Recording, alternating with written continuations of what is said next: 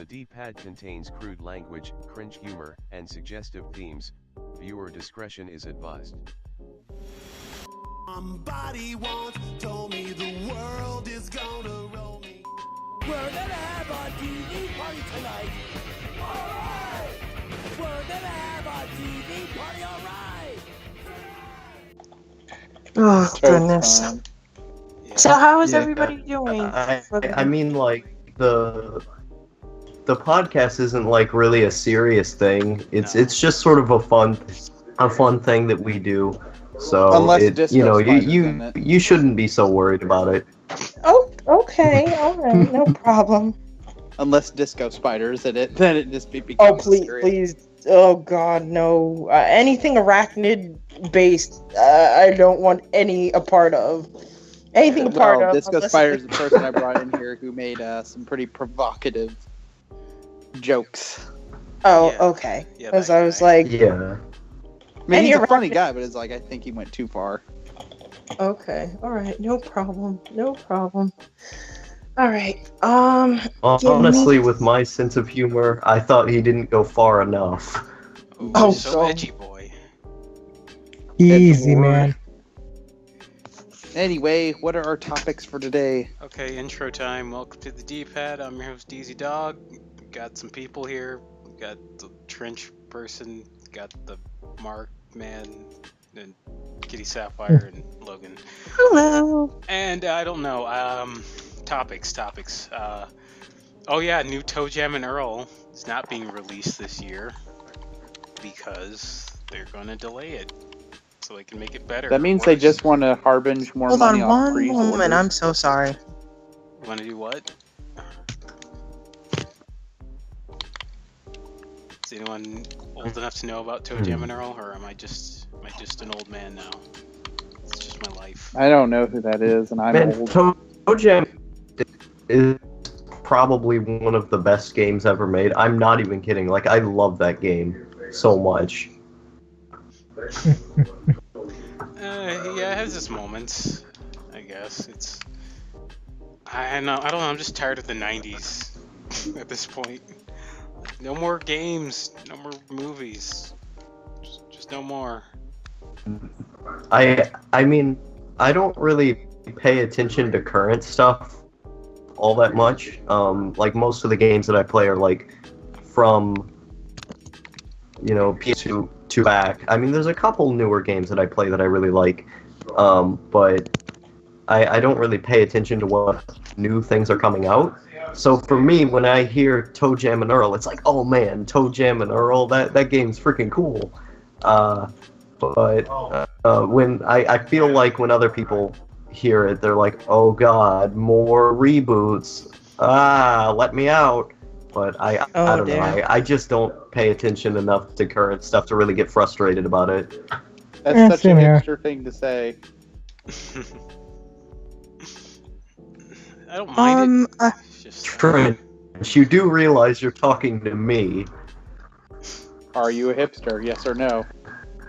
Are you one of I'm them? the most hipster member of this. I'm Mac probably wants the flamethrower now. Do the it. most hipster.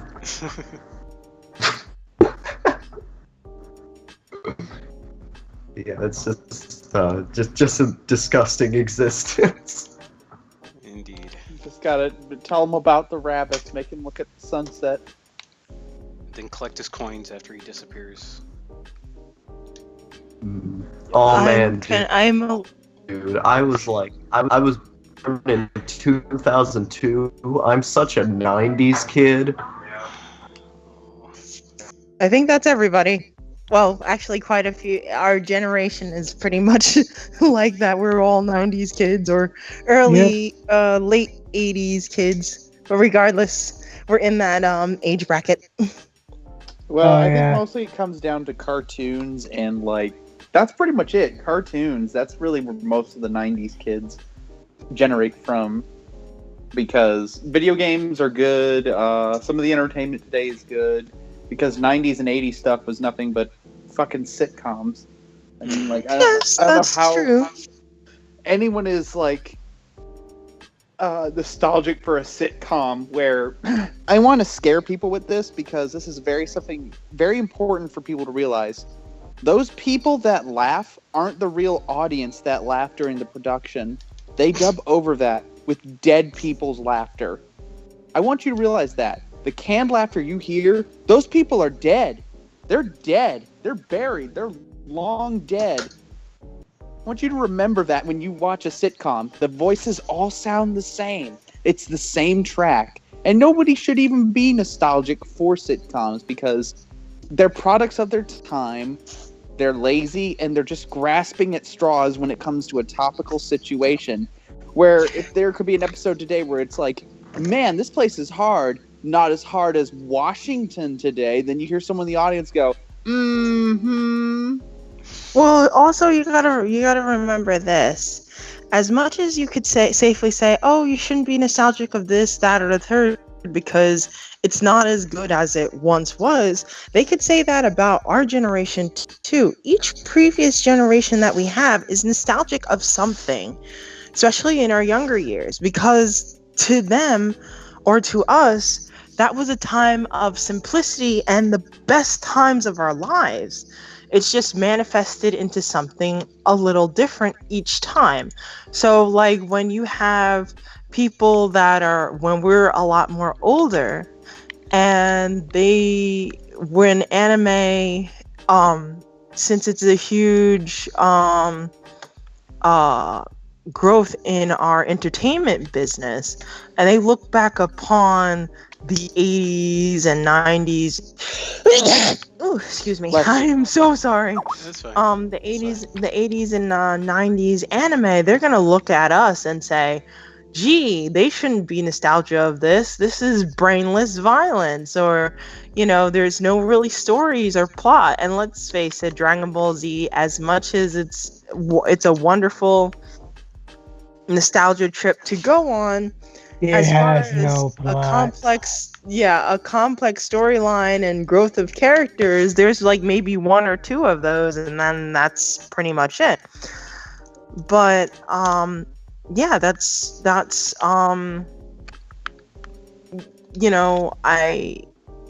to say that they shouldn't be nostalgia of it, it's like sort of calling the kettle black in a way. Well, no offense. I know this doesn't make it right either, but like, we're human beings, and human beings are always going to be hypocrites towards something. Even I'm a hypocrite towards things because it's in our nature. Because we all have a deep-seated root of something we like, we know we shouldn't like, and we defend something we know we shouldn't defend. You know? Okay. I don't think I have any of that. I like for everything that I like, I don't feel like I shouldn't like it because I don't feel guilty for liking it because I'm proud of myself. Well, then you're a different person than what I've met throughout the years. I've met people who are nothing but that. Hold on one moment. I mean every. Oh no, you're fine. I mean everyone's different, so I'm not gonna say like, oh, this, being like me is just objectively better or anything like that. It's, everyone's different, and that's what makes people interesting. I also, the only thing I'm just not nostalgic for is sitcoms. Like, it's okay to re-watch it because, like, you thought it was funny. But if you're like, wow, those were the good days when I would watch that, 90% of the time, the people that watched that were, like, in the 2000s, and it was on reruns. So literally they had nothing else to watch. Yeah, and to respond to what Kitty said when it comes to, like, those were the best years of our lives, I have to say that's debatable because... well, my childhood was good, but I wouldn't say it was. I agree. You were ignorant towards the world. People could take advantage of you. People would pick on you because you were smaller. You weren't wise enough to know what was good and bad in the world. You were constantly in fear of being judged by a society for the, like, before your adolescent years. And people are only nostalgic because they could escape into a world that was made from pre-written lines in a focus group in a dead set area. I mean, cartoons, I think, I am more lenient on when it comes to nostalgia because some cartoons are timeless. Some are. I don't like ones that talk about topical things that are happening today that literally reference things. Like you get Fillmore that reminds you of those very topical cop shows, but with like a elementary school vibe to it, which makes no sense. You get Lilo and Stitch the series, which I liked, but really, who the hell remembers who Regis Philbin is, or Proud Family, or Kim Possible? No one really. That's why we have to do our best to keep it alive by showing this generation all the stuff that we knew, but some just don't really care. In which I'm kind of upset with this generation because most of their shows that they watch teach empathy, but none of them actually give a shit about empathy. They're just more obsessed with shipping. It's mostly just the fact that most shows nowadays don't really have the same impact as the shows our generation did. No offense, neither did ours in our generations. No show has that type of deep meaning. One or two could, but for the most part, they're just brainless fodder. Like, look at Dexter's Lab. Did anyone actually learn anything other than science was pretty cool? I mean, you have a character, the main character is a terrible person, not for the sake of science, but because he has such a terrible mood, bad personality, treats his parents like crap, treats his sister like bigger crap, when all she ever wants to do is hang out with him, talk to him, emote with him, just try to teach him something. Yeah, she's not that smart, but she has a firmer grasp on reality than Dexter ever did. And that's because Dexter's, I think, more of a harm to the world than good. Not because he's a scientist, but because he's such a fucking asshole.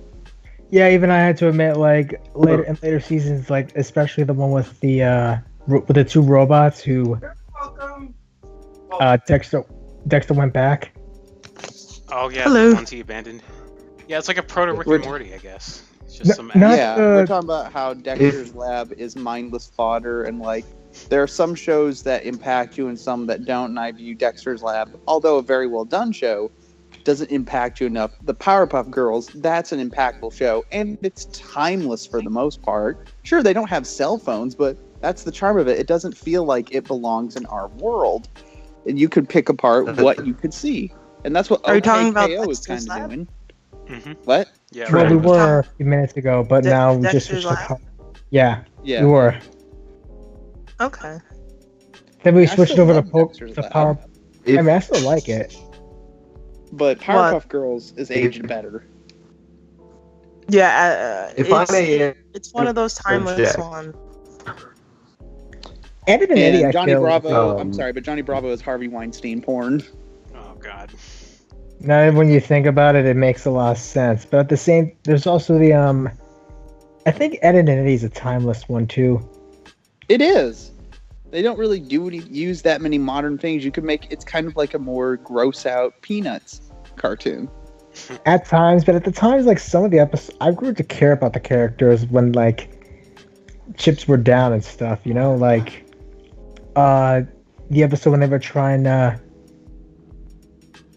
I think it was like trying to help out Ed when he was having a bad day, or the movie. Yeah. Which I really like that one scene when Double D finally had enough after Eddie and Ed after Eddie and Ed decided to play a little joke on him, and it didn't work. So Double D decided to get fed up, and he had a fight with Eddie, like a literal fight, and called him out for everything that he did, including the scam that got them in this situation. And it actually forced Eddie to admit that that everything was his fault. I actually do agree anime was better in the 80s because I think the designs were a lot more dignifying. There was the occasional pornographic one from people who told me, like, yeah, there was once in a while that would happen in Japan media because, well, I think the war really just smacked the sanity out of them. Bombed the sanity out of those poor people. I think it's more. I think it's more than that. Before we get on the xenophobe, Yeah, I had something Trench said that I wanted to respond to a while ago. That like, so you were saying that Dexter's Lab, that it is sort of like just mindless fodder, and that's bad for our kids or whatever. Oh no, it's not because bad for your kids, but it's mindless, but it's also fun. Of course it is. Yeah, it's every little kid's dream. It like. But it doesn't have a good main character. Dee Dee is actually the best character in there because, yeah, she doesn't grow that much, but she has something Dexter doesn't have: morals. What? Morals. Well, granted, like a few episodes. Yeah. Keep going. You first. Oh, okay. Yeah. Well, I was just thinking that I think most are smart. Like when I watched the show, I knew that Dexter wasn't someone like I should look up to, or wasn't someone that I should copy, because my parents raised me to realize that that's not real, and to realize how to be a good person. So I feel like as long as your parents are active in raising you, then it shouldn't stray kids away from just acting normal. Unlike what's wrong with because I think most kids understand as long as they're just guided in the right direction. Well, it's What essentially. was wrong with Dexter? Yeah, there's nothing wrong with it. It's just a fun show. It is a fun show, but I feel like Dexter is a verbally and mentally abusive person for no How reason so? other than the fact that he doesn't feel like he belongs to this family. When there was an episode where he went to live with a family that was just as smart as he is, and he hated living with them. Well, it goes to that is a lesson of, hey, you think this might be a better lifestyle, or if you had people that are exactly like you, things will work out. But sometimes the most unlikely pairings might be best for that particular individual. That's basically what I got. Yeah, I feel like. So I don't. And I know I Dexter's a little kid. I feel like this whole he's a little conversation. Wait, Yeah. one at a time. hold I on, can't guys. necessarily understand. Now, who said what? Who said what? I don't. Trench, go first. I was just Sorry. saying. One at a time. Yeah. Please repeat that again. Yeah, Trench, Go. go. No, Okay. I insist outlaw. Okay. So Outlaw. Yeah, I was just saying that I think like with this whole conversation, we're kind of just taking kids' cartoons too seriously. Yeah, kind of. I Possibly. understand. But I mean, but also like any type of piece of art, you would examine thusly. I don't know. I mean, some people might not look at it as a piece of art. Me personally, I feel like it is a piece of art. Oh, it is. It is Dexter's Lab I is mean, a piece of art. I don't disagree. So if It is. if that is that Go on, Kitty. I'm Go on. if that is particularly, if it is a piece of art, then why shouldn't we examine it? Or even so, as much as we dismiss it, how can we not, you should examine it either way. Or maybe I'm not saying it properly. I don't disagree that it should be examined or that it shouldn't be a piece of art, but I feel like the way it's being examined in this case is not looking at the context of the first place. Like, I respect people who analyze art all day. I do, but I think what a lot of people on YouTube now don't realize is that a lot of these things were made, like they were made with the idea that this is going to be for kids, or that this isn't real. I mean, everything is made with the intention that it isn't real.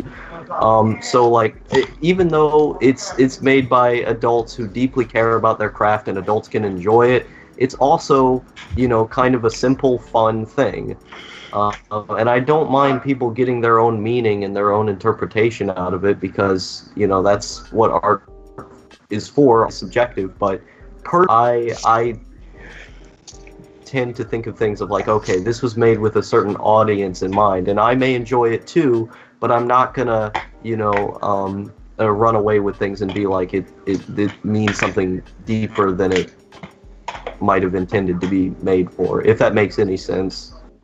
Well, yeah, and you know, that's your particular lens of looking at things, and it's all right, and it's understandable that you would feel that way. Is it okay? Hold on. I need to jump back into the call because actually I'm talking to you guys on the phone, but now I'm finally home. Okay. I can actually talk to you guys proper. Yeah. Okay. Hold on a second. Okay. So, in conclusion, like, I view Powerpuff Girls as a lot better because it is a lot more impactful on you as well as a piece of art, because I feel like Dexter was kind of like a prototype for the art style that they were presenting. Also, and Powerpuff Girls was a more expanded version of that thing, and it was like a lot better. The edges were a lot nicer, and it was just a lot more thing. You could take a frame from the city of Townsville or a street corner and pin it as art. Writing-wise, the show is superior because it is simple and fun in there, but you actually get characters that are more likable. Okay. Yeah, but I also don't think that characters have to be I actually likable. agree with Trench on this. I just throw that out. I can see both of these points of view right here, because the reason I sort of prefer Powerpuff Girls more is because not just because I find both the characters in Dexter's likable and in Powerpuff, because Dexter's, I just find it fun. You know, I don't need him to be entirely a good person, because the point isn't that he's a good person. The point is that he's funny, and that's enough for me, or that he's interesting. But like that's sort of where I'm seeing Dee's point there. But for Powerpuff Girls, the reason why I think it's a better show is because the whole show isn't just being fun. I feel like there are some more like not hard-hitting moments, but there are some more, you know, sort of moral-centric moments where, you know, the characters lose or the characters are upset. You know, like the movie especially, there were some genuinely sad moments in that movie. So I feel like the Powerpuff Girls, in terms of what they wanted to do, yeah, yeah, that show is a bit of a nightmare. Yeah, like I feel like the Powerpuff Girls, in terms of what they were trying to do, they were trying to get more complex emotions, other than just fun and laughter, which, you know, I love both shows, but they're trying to do different things. That's a good point. And then you get to Samurai Jack. And please. I haven't seen the whole thing of Samurai Jack. I mean, the original 4 seasons were great and all. The final season, I think Gendy had a bit more time, and I think if they made the ending last a bit longer, like maybe an hour instead of like 30 minutes, like it maybe could have done a bit better. I mean, if they had made it a few more episodes longer, I mean. Remember the 90s? The 90s were so much better. Everything was better in the 90s. Here is the 90s. If you don't remember, you did not have a childhood. You were not a child. You retroactively did not exist. Remember Bobby's World? It was a good show. Yeah, I don't want to spoil it for Kitty, but like, you just go, okay, the ending is so rushed, and plus you don't get to see a specific character, even though it was greatly promised. When It's a huge thing. But yeah, art is subjective, and Yeah. I really do like I wish that Cartoon Network would release like this huge art book. Preferably not one with a racist character in there. Looking at you, Rebecca Sugar art book. Yeah. What do you mean has a racist character? I don't You haven't heard understand. about what's it? Concrete, that one gem that they had in that Steven Universe art book. It was apparently like No, I haven't. because it was like this gem, and it wasn't like an actual like gem that was gonna be in the series. It was was like just a this concept? idea- yeah, concept. And her name was Concrete, and she kind of looked like a blackface character, I guess. Big Oh, bubble God. lips and everything. How is this even possible, especially coming from a person who's very, very diverse in both her voice acting attitude as well as the way she depicts her characters? So I have Maybe to. she Well, stayed up too late. maybe. Well, first of all, I can't necessarily say because I haven't seen the character, so I'm Yeah, someone basically will link taking. that.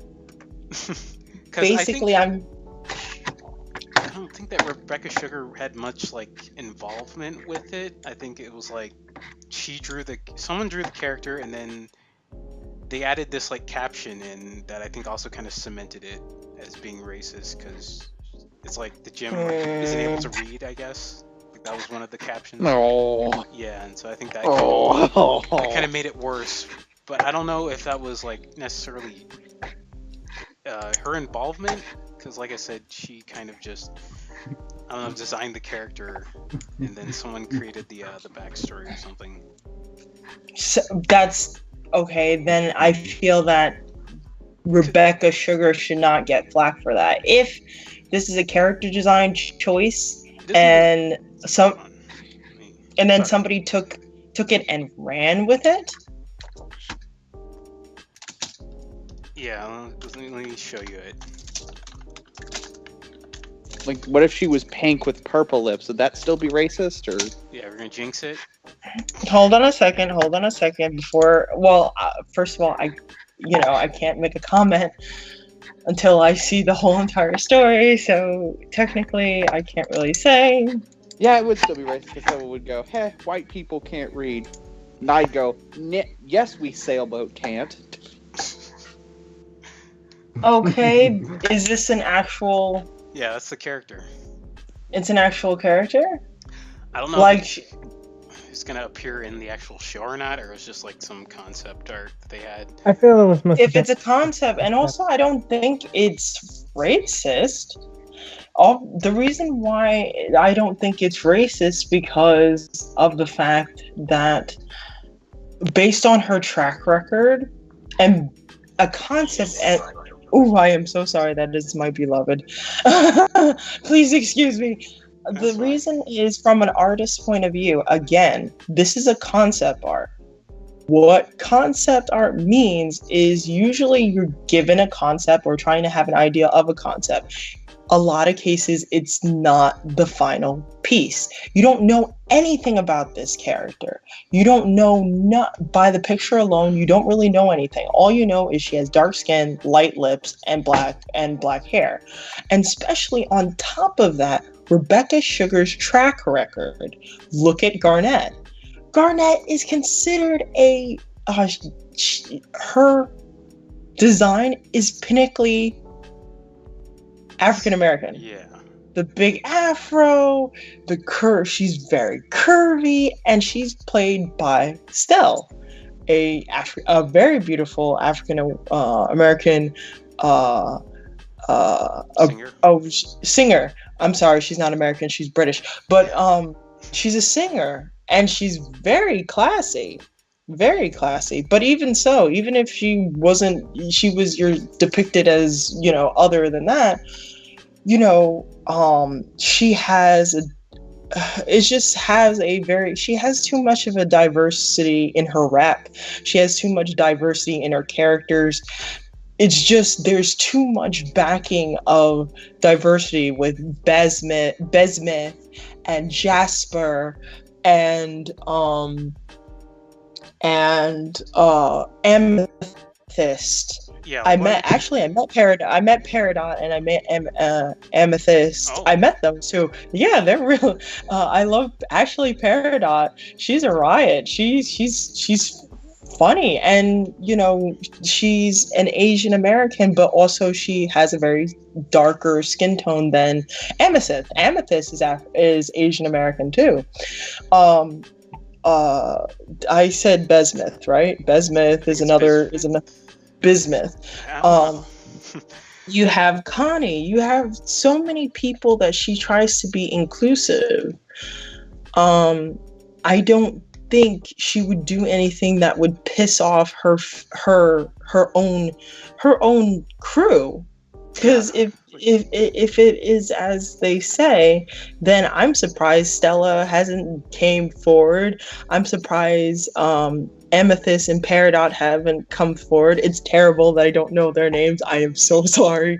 No, that's fine. I'm surprised Connie hasn't come forward and complained, because especially nowadays, and then nowadays, anything that a lot of celebrities, if they see something, you know, foul, usually they blow the whistle. But also, here's another thing. Steven Universe has been a flagship for diversity. When I went to the panel early this year at Kineticon, one of the biggest things that they talked about other than the not telling of the next few episodes, is how it's changed for the positive, and how this anime or this TV show has proven that we want more diversity, we want more better representation, we want to be included and included in our medias. And to throw that away and to have this huge fan base that's been backing you, and I'm talking about not just race, sexual orientation, gender identity, you know, because the gems, even though their pronoun is she, technically they do not have a gender in general, but they just call by the pronouns. They're just considered she's. But to have that packing and then have this to throw it all away, it doesn't sound right to me. And from an artist's point of view, a concept is a concept. It's not a fully made character. It's throwing a couple of ideas together and what have you, and seeing, is this a possibility? Is it not? Because you can come with so many different concepts. And I have a mentor. He's in concept art, and this is what he told me as well. Wonderful young man. A wonderful young man, and dear to my heart as well. That basically, you throw a bunch of ideas. It's not concrete. One of the things he said to me that was like, if anything, the most paper he threw out out of all his classes, he threw out the most paper was concept art, his concept class. So to say this, and then what bothers me is somebody took this, put their own spin on it, and make it into a racist caricature. That's different now. You're taking somebody's concept and completely defacing it and turning it into something of a negative instance. Now, as an artist, I would be extremely flawed and embarrassed, and to basically try my best to do some serious damage control. But I don't know how many people are going to basically take this. I don't know how they're going to handle this. I would be heartbroken that this has really injured Rebecca Sugar and her future in doing the show, because it has a lot to offer with that diversity backing. And it just pissed me off that, especially nowadays, you can spew. It seems like you can spew hate in all of its forms and not get punished for it. Of course, thank you. There's a few people that do actually raise an eyebrow, but I hope there's a lot of people that are smart enough to understand and believe that Rebecca Sugar, I hope that she didn't mean any harm by this. Because I would be really crushed, because I really like that show. And I know this might sound completely and utterly biased, but I believe in her, and I believe in the show, and I believe in the characters that she. Steven. Yeah, I believe in Steven. So, it's saddened that something like this has occurred, and something like this, just playing around with certain things and what have you, turned out this way. And people out there, whether it's her team or anything like that, potentially, of course we don't know all the facts, but hopefully this will get cleared up, and we have a better understanding of who's doing this and who thinks this is a rotten joke. I'm kind of mad at the person that was dumb enough to think, hey, let's put this in the concept art thing. And everyone just looked at it going like, no one could possibly misconstrue that. If I were there, be like, I'm from the future, destroy it! Honestly, I feel that the concept art itself was just a concept art, just a concept art, but I think they put it there when I think they just may have put it there just to show this was some early concept art of a few gems that we had. Yeah, this was something we ended up making, but I don't know if we're gonna add. I doubt we're gonna add concrete. But I know I know the person making it was being honest, but it's yeah. If you don't have context for anything, it just messes everything up. There's just something you don't need to be honest with about people, because no one looked at it and thought no one could possibly be offended by it. Look, I know I'm kind of anti-liberal and all that stuff, but I also have common sense to know, yeah, someone's going to be offended, and they are going to cause a mass stir about it, whether it's something ridiculous or actually profound. And I kind of felt this one was profound, but this was an accidental thing that happened. Question. I'm sorry. A little information that I did not know about you. You're not to bring the subject, but you're anti-liberal? I'm also I'm pretty much anti everything, because I've kind of seen the worst from both sides, where both sides have lied to me, said things that gave me hope, and then ultimately dashed. And then you get to see the real sides of it, where it's essentially a shadow puppet show, and they have another puppeteer on standby to hook you up to strings. I'm not trying to sound like a conspiracist or anything, but it's just you see a lot of just shady and just embarrassing things from both sides. Any side will tell you anything you want to hear just so you're on their side. And half the people who fight for these rights don't even care for the people that they're defending. They don't. They're just trying to make themselves look good. And some people are like that. Some people are genuine. Agree.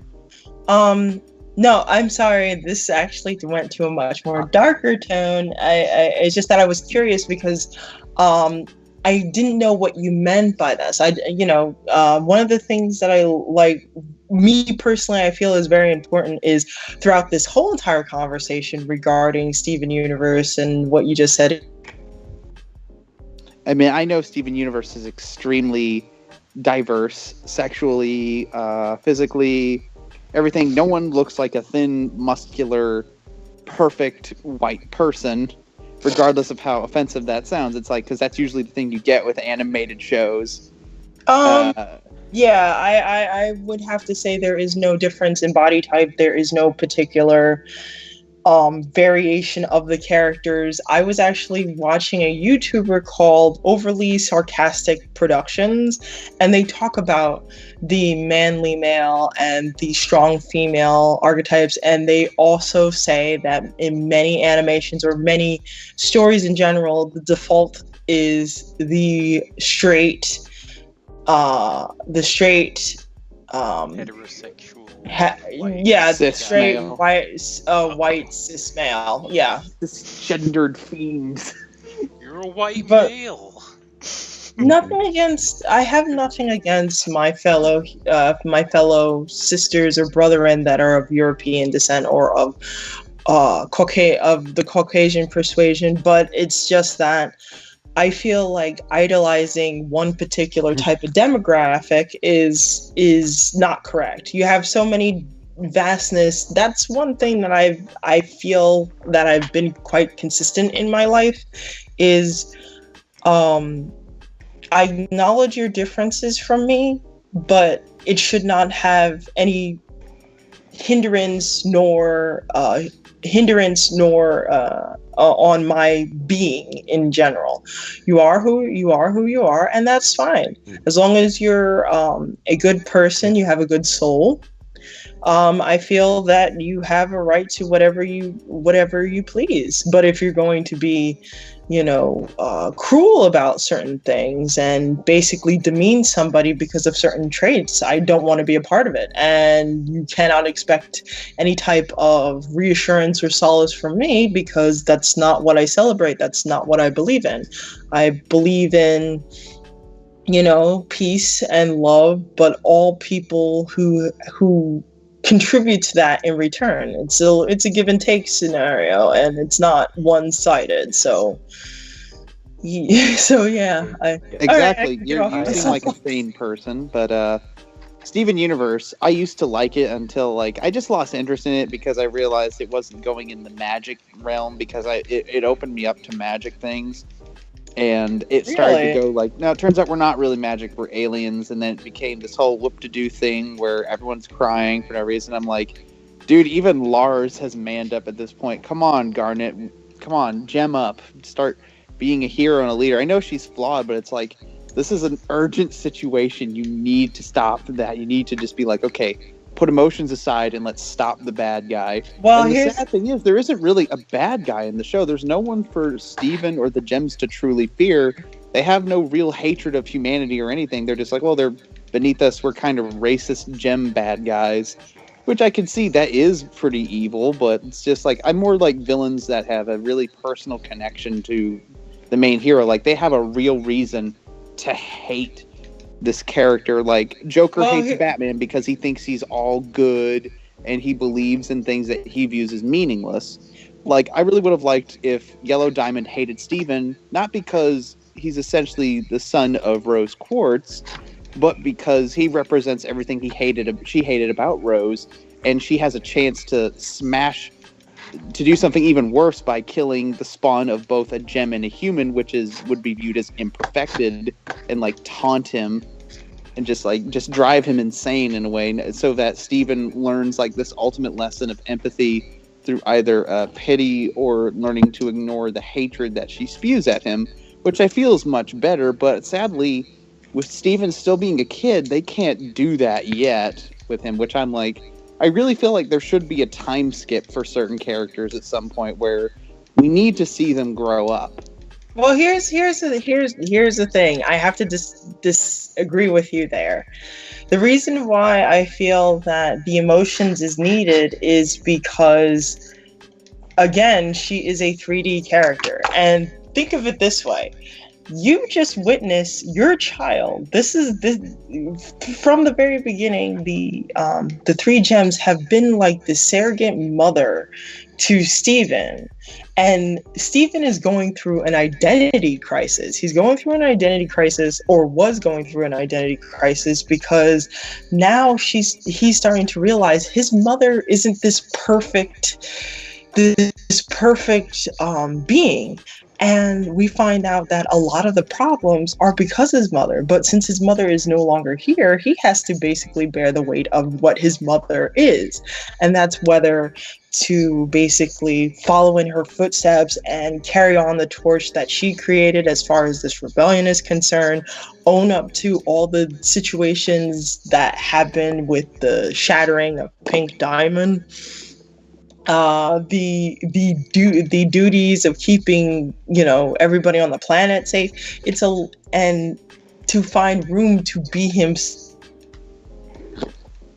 Being himself. Regarding to the gems, them breaking down and not being a hero, it's hard for a mother to witness that their child has been taken away. And then on top of that, the child is saying, well, Ma, I don't really want your help right now.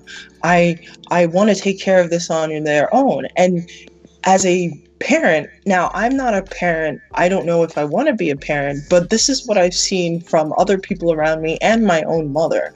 That's why I love my parents so much, and I try my best not to basically hurt them, because it pains me to see my parents in any type of pain.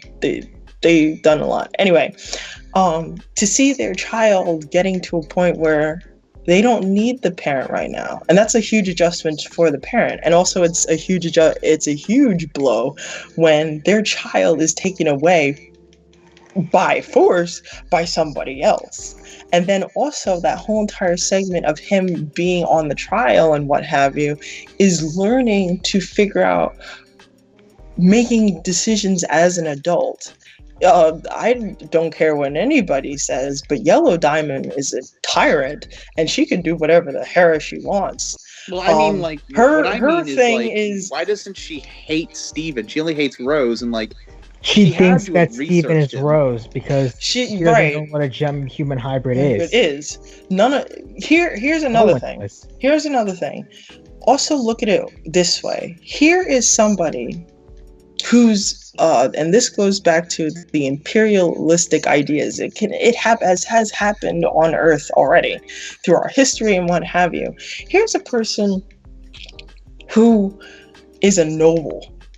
Nobody has bested them. Every single place that they went to, they have conquered with no problem. Nobody has challenged them in that regard. Not only the fact that two things has happened. With Yellow Diamond, based on the information, we still haven't have the full information because I haven't seen the recent episodes. I'm getting to them. It's obviously she crushed Pink Diamond. Sorry. Yeah. Some people believe that. Others seem to believe White Diamond might have done it. We don't know. We don't know. But based on the information that we do have, it's pointing to Yellow Diamond.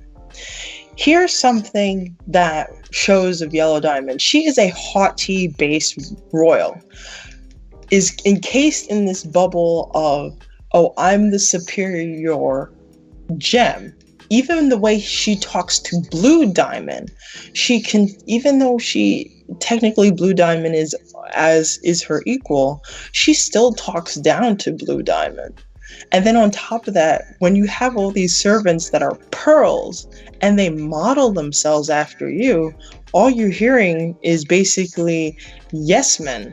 They tell you that you're the best. They tell you all this. They tell you this is what you surround yourself with. This is what many nobles surround themselves with, among other nobles that talk about themselves and how good they are, and they don't talk about the little people as much as you think. And especially the way the structure is, it's basically to answer that diamond. So the concept of human emotions and decisions, it's considered minute underneath her. Why should she care? That's why she technically, the only way she can connect with Steven is basically that rose quartz. Rose quartz is the only thing that she connects with because, heck, they create rose quartz. And rose quartz has been in a particular type of world with each other for them to actually converse. She never met Steven. She never knew that it was possible for a gem and a human to get together, especially when they have interracial relationships such as Garnet is considered unallowed. So to imagine a human and a gem, it's inconceivable. It's something that not even fairy tales or myths are able to comprehend. And then secondly, if you notice, when pointing all the fingers that something happened to Pink Diamond and blaming it on Rose Quartz, she's covering her own butt. A royal basically killed another royal. You know, that's also unheard of. Usually it's an outside source. There is no such thing as quote unquote infighting. The way they react is pretty much similar, solid, rigid, structural. That's basically works like an oil machine. To actually have emotions and say, well, possibly Pink Diamond might have quote unquote formulated feelings. That's considered, oh my goodness, feelings? What are those? And again, these are concepts that these other homeworld gens cannot understand. And you see it through Jasper, you see it through Peridot, how they were reluctant, or how understanding the concepts of human emotions and bonding among other organisms, it's foreign to them. So to say that, oh, why can't they, why certain gems, oh, why can't they just suck it up and just be heroes? Well, that's a point in the story where they, as a character or as a real life person, to see that break off, it's hard to adjust. It's a tragic and traumatizing situation that takes time to adjust. And then also on top of that, why the Yellow Diamond would not respond to Steven as Steven is because she doesn't know Steven. She only knows rose quartz. She doesn't know the concept of the human condition. That is below her. Why don't they ever ask Steven to talk about himself? Because wouldn't it make more sense to understand what is this new enemy's form, and maybe it's telling the truth or not, regardless of whether they care or not? Because they want to keep it a secret for as long as possible. And there's something that interesting I found out. Well, not even that. It's also wouldn't it be a lot better if Steven became a beacon for something that other than a revolution? But again, this is. I'm sorry. Please continue. It's okay. My fault. I was going to mention about something that Pearl mentioned. She was well, this is about the recent episode, but don't want to spoil much. But there's something that she does in one of the recent episodes that hints that she wants to say something, but she can't. Okay, that I have to check that out. I'm only basing the information of the episodes that I've seen, which was the last episode was Lars' head. Well, they just uploaded the new episodes online. Okay, so I'll check those out. But also, you gotta also going back to what you're saying, why don't they ask? Because if you look at Yellow Diamond, why should she? The emotions of a human being is the common of dust matter. Why should I care about dust matter? That's the same thing with somebody who's a bigot. A bigot is a person who, we know that they only like people that are exactly like themselves, and anybody that is different, they disapprove them, don't acknowledge them. They even treat them poorly, even does harm to them. But again, but the common thread about a lot of bigots are they're not willing to look on the outside of their own personal bubble. This is the same thing that I see of a lot of the other gems. Unless they're thrown into a huge chaotic situation that they are forced to change, such as Peridot, such as Lapis Lazuli.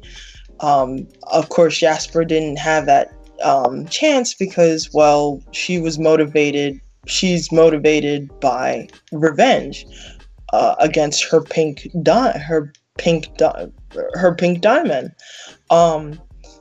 But some people might argue, well, what about Blue Diamond? She's a noble, and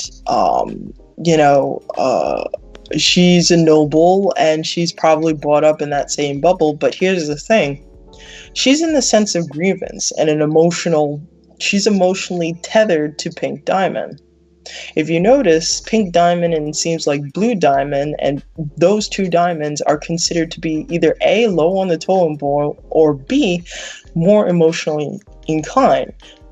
And also, technically, by her being around Pink Diamond and Pink Diamond having the zoo, she has already started the growth. The seed of knowledge of her getting to know these humans has already been implanted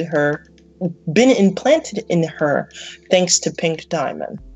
So the chance of her constantly asking questions about why did you do this, why did you do that, there is a chance, and I see this, there might be a possibility that there might be a redemption situation with Blue Diamond, but only time will tell. But clearly, Yellow Diamond is very rigid and doesn't necessarily associate herself with humans at all. She's physically rigid too by her design. Exactly. Yeah. So that's emotionally unstable, I guess, considering what she can do with her abilities, like causing people to experience intense sadness. Well, I don't think her emotions are unstable. It's just she has less of an emotional bond towards anyone. She keeps that within, and I feel as the levels go on, you have Pink Diamond, Blue Diamond, Yellow Diamond. White Diamond is going to be the most rigid based on her design on the cave wall. It seems like she has the most complex and the most organized, and if you know anything about organic chemistry, the molecular structure is very, very complex. So that's I'm more obsessed with sort of the idea of how would gems treat the idea of a human in a gem creating a child, which would they try to kill Steven immediately because they would say, I would imagine they would say something like, it's nothing that personal, Steven, but you must pay for your mother's crimes. I want them to acknowledge Steven rather than there, because he isn't Rose, and I feel like that's the problem. The identity crisis thing is kind of getting on my nerves for some reason. Well, yeah, again, I think it's because they don't really see people as human, I guess. No, they don't. They don't. They literally are basically robot, holographic robots. No one gives a speech to them about how insignificant the gems are as well, because I like characters, even if they're kind of on the opposite side, you show a reflection of each other, where you see a bigot from the other side too, where maybe Ronaldo snaps and he actually hates Steven because he views Steven as a freak and affront to nature, and actually gives this huge speech to the gem saying, you think you're just as good or even better than us, but no, look at me, look at you. We both want the same thing, purity within everything, and then they kill him or something, but they never do that because it's a kid show. Well, probably one of the homeworld gems, maybe, but well, technically, some people do look at the gems as freaks. But again, also you gotta understand that the gems are the quote unquote top of the totem pole. So why in the heck should they look at it from the other point of view? For example, the human race. We are the apex predator on this planet. Because of our apex mentality, why should we worry about an insect? This is basically the relationship of an insect to a human is considered to be the same way a gem would look at a human. We are so much advanced, our mental stasis is so much advanced than they are, and if that was the case, some law of the universe, they would have made insects a more advanced race, and they should have been the apex. But also look at it this way. If we run into something that's bigger than us, which we already know there's always a bigger fish. Let's say, for example, argument's sake, one of my favorite topics, vampires. If we found out that vampires were technically real, they are, but technically not in the ways that we know of in movies and what have you. But if kids. No, they're not goth kids. They're trust me. Twilight. No, they're not Twilight either. Oh God, I hate that. Book. Anyway, I prefer. I don't know how I would feel about vampires existing. Part of me says kill them all, but I understand that's technically genocide, but yeah, but they also eat people. But see, that's how the thing is, again, this is how you feel based upon you as a human versus the gems.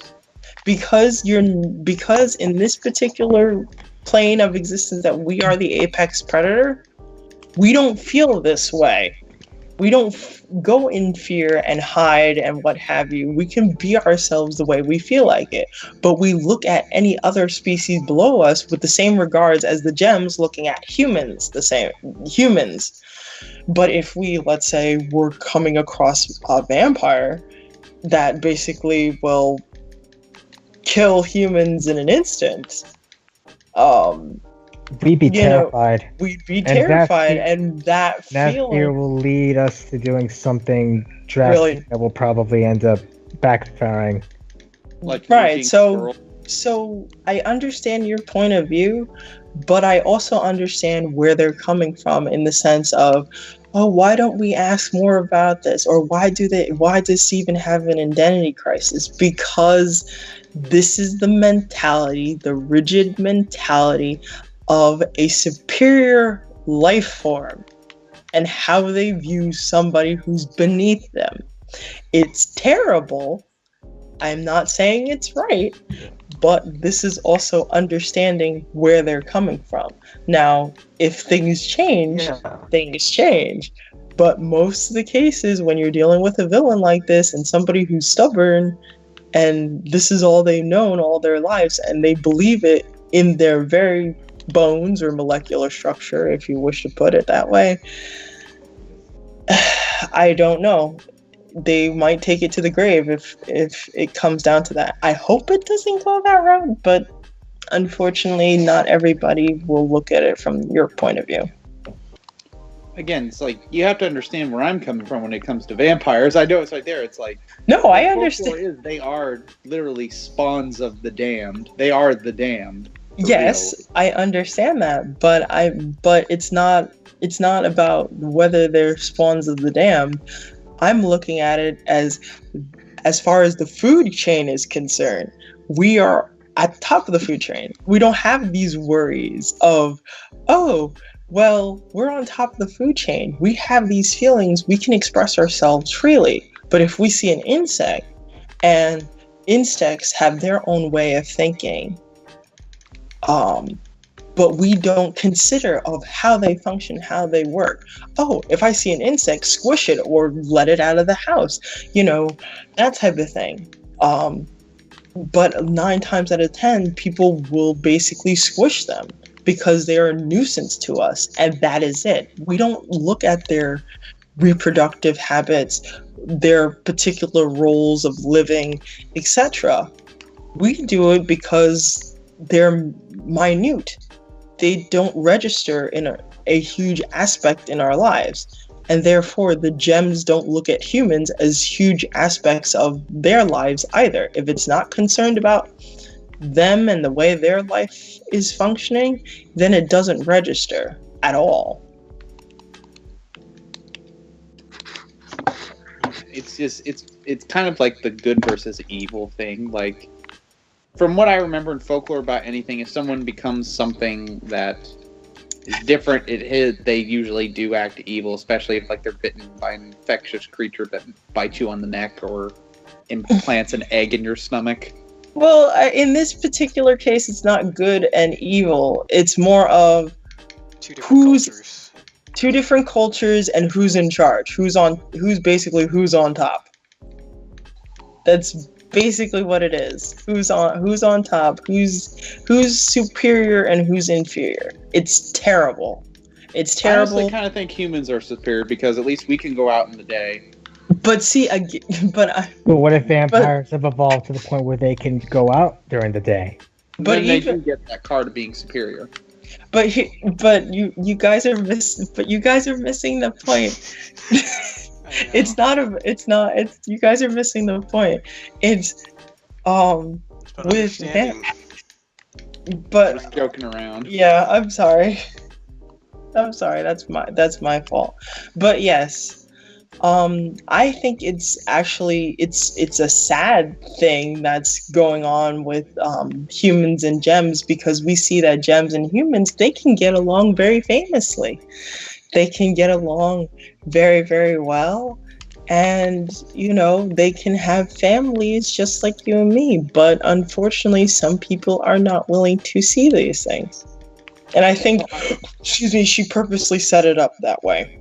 I really would have liked it if they actually talked about how much of a threat Steven is. If they actually, you know, took a little, like, what Blue Diamond actually did, but then, like, yelled down and be like, this is an affront to what we believe in, because Rose kind of committed 2 major crimes other than possibly killing Pink Diamond. Well, I don't think she killed Pink Diamond. Clearly. Yeah. No, I understand. Because that would signify another revolution where, what if other gems get curious? Like, what if they start to multiply with some of the species they conquered? Then that species becomes its own thing. And then that would totally disrupt everything, which I feel that would have been a better focus, because it would talk about multiracial relationships and all that, which I feel is a lot better than an identity type of thing, because I feel like that should be talked about more, because we're becoming a society nowadays where cultures are dissolving and merging together rather than becoming separate. Well, look at it this way. They're already doing that. And they do this by the off colors. Remember them? Yeah. The off colors have been living in the caverns for quite some time, because there were machines that would hunt them down and kill them. And that raises the question, why would the higher gems do that? Would make machines to kill off colors. It's apparently they're trying to hide something. They're trying to maybe those gems are not really made by a machine. They're made by organic things. Yeah, exactly. And what did Jasper said? What Jasper saying anything that does that a part of the diamond, being a part of the Diamond Authority, you must fit in the pattern. If you don't, you get purged. It's something like I remember from Destiny. Sorry to segue, but it's something about when this race of robots, time traveling robots called the Vex. One of the characters, Praedith, in an audio log mentions the Vex have no hope. All they have is the pattern. If it's made to fit, good. If not, they throw it away. Everything must follow in the pattern. Then you just answered your own question that, why are they should do more of human and gem relationships. Okay, there might not be doing human and gem relationships, but they are doing gem and other gem relationships. And that is also scary in itself. Maybe with Lars being the pirate that he is now, applying the off colors, he might actually start to spread a bit more awareness, but also considering the fact that he's technically an off color as well by gem standards. He's basically showing the gems about a different side. I mean, there was a theory going around that Lars might become something of an ambassador or something too. Possibly, but again, by having the off colors, just having the off colors in general, and showing the fusions within their society that they do exist, that there are some fusions that do exist that are not sanctioned, then the winds of change are already occurring, and especially Steven is getting into the mix and Lars getting into the mix. It's going to grow from there. I think a lot of these things are, basically, they're working their way into it, but you have to give it time. You have to give it time. You have to give it time. Because if you have like this plan, it's like a long-term plan versus a short-sighted plan. Short-term plans will fix the problem immediately, but you can't you can't take care of it long term. Whereas if you have a long term plan, it will take a while, but at the same time, it will save you, or something. But Possibly. if you don't, but here's the thing: if you don't end up, trying to go with the long term plan, like something like a character that I made, he's got like this big plan, but he's got to take it in step by steps, because as one character points it, taking it long term might sound bad right now, but later down it all starts to add up. Do it short term, and while it solves the immediate problem, it doesn't really solve it doesn't really solve the problem until it just makes it worse. Yeah, I would have to agree with that. Actually, funny enough, before I got a chance to spend time with you guys, I was playing D&D, and I got a bit of information regarding two of my characters that I started playing in one campaign, Storm King's Thunder, and the other one, Barovia, The Curse of Strahd. Finally, I got a chance to play in that. But the fact of the matter is, I got a piece of information regarding my two characters, and I was making all these assumptions and what ifs and such and such and blah blah blah. And my boyfriend is basically saying that, here's the thing.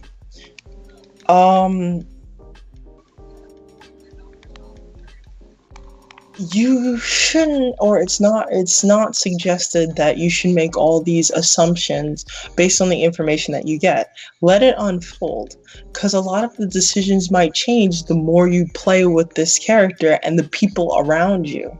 So going back to what you were saying, that yeah, sure, it's nice to have all these answers fulfilled in a short shot, but then you may come out with a hollow story or a hollow character, and that is a problem. At least for me, that's a problem for me, that I don't like to have hollow characters and hollow stories. Then things become underwhelming, the character is not as great as you might like it to be. It's just that, again, patience is a virtue, and you just have to wait. But the thing is, if you're think if you're like a leader of a country, and you have a plan to settle a bit of a problem, but for now, it's a long-term plan. But the longer you wait, the more people are gonna suffer. So you're kind of torn between coming up with a short-term plan until you can build until you can do a long-term plan, or if you can, build small-term plans that eventually start adding up more and more to the long-term plan, or something. It's like a temporary solution until you can find a long-term solution. Well, I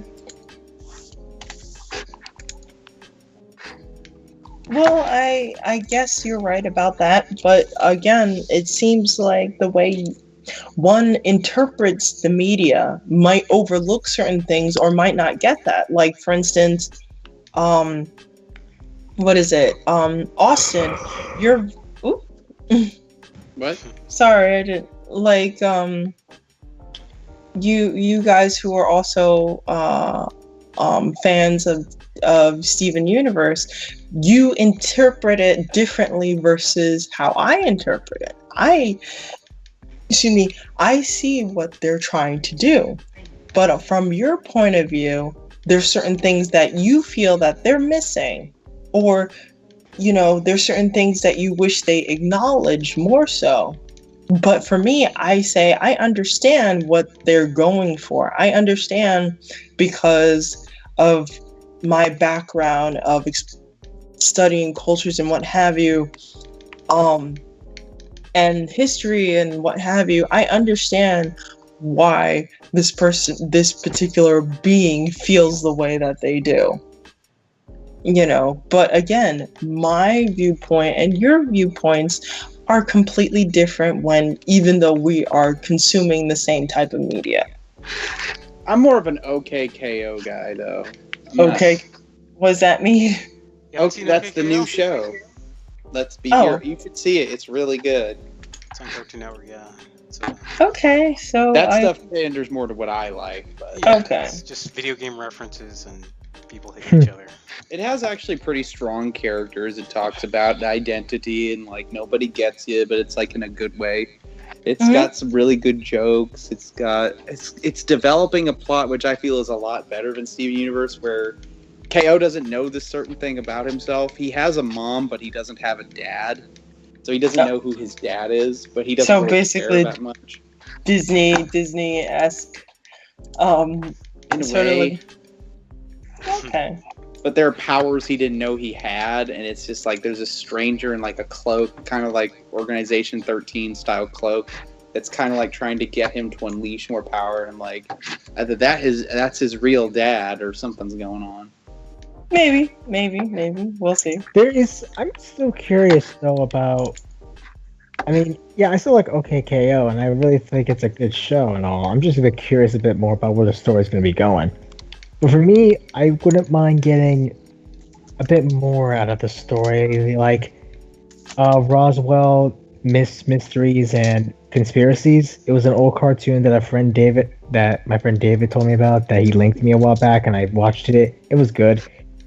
And it had like an overarching story on top of an episodic one involving like the various aliens and stuff, the mythical creatures who were revealed to be aliens, and the mythological stuff behind, and like a overarching story involving one race, and like slowly it starts piecing together everything as it goes on.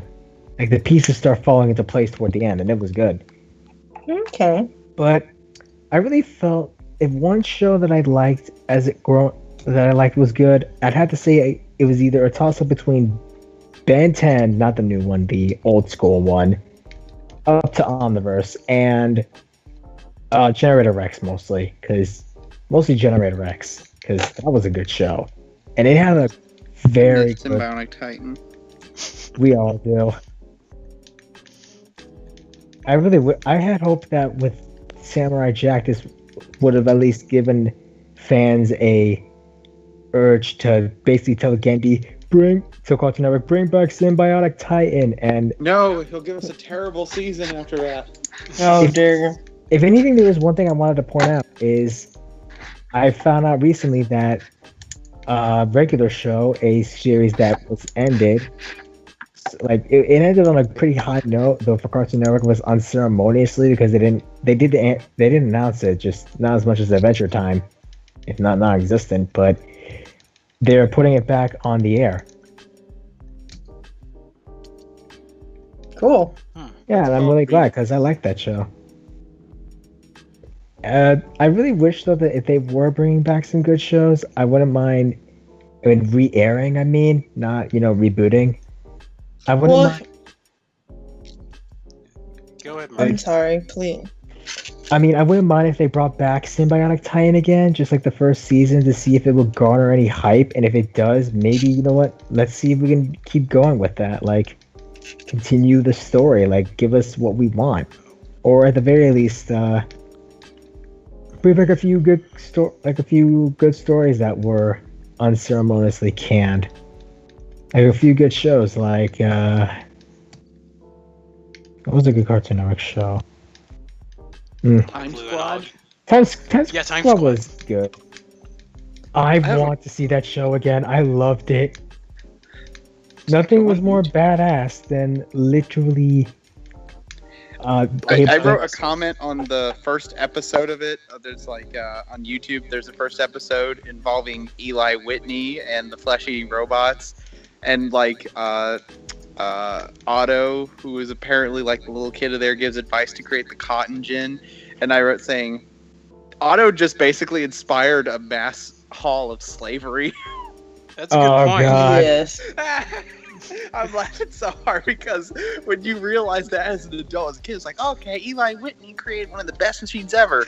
Say that in your history class, they will yell, "Fuck you, dude." Well, I understand why he had to do it, because time and all that, and you wanted to keep the time pure. I know. I mean, like it would have been. Plus, it's a kid show. They can't say stuff like that. They can't be like, "It just sucks that we can't. That now they're gonna have slavery." Yeah. No, it if Oh. anything, it forced slavery even more so than what it was, basically more so than Yeah, what it was what trying it was doing to do. presently. Yeah. I just kind of find it funny. It's like, oh man, in order to save the timeline, Otto had to sacrifice millions of people and hundreds of years of mistreatment, cruelty, and death. Actually, it was 400 years. Yeah. Oh, I'm sorry then. It's even 400 worse. years. I apologize. Yeah, It's even that's worse. pretty bad. One thing I really wish they could have done more was Bring back the flesh-eating robots. aside from the flesh-eating robots, I mean that was just freaking hilarious. But the That thing doesn't is, make any sense, though. What, you yeah, I noticed mean Time like they Squad? were trying to Time Squad. I mean, one of the things I wanted to know about was a bit more about the future. I mean, I know it's talking about the past and all. Yeah, but they should have did that. I really wouldn't mind if they were to bring it back. I wouldn't mind if they also talked about the future and showed like how the future is now.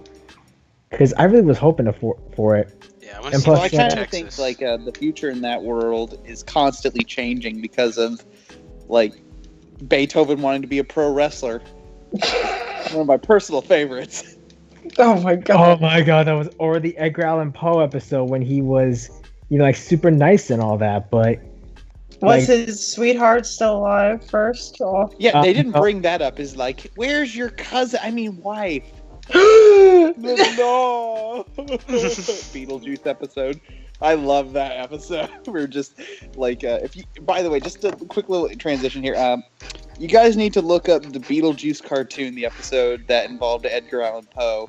It's one of the most hilarious episodes ever. It's where the spirit of Edgar Allan Poe, which is in the Nether Realm for some reason because cartoon.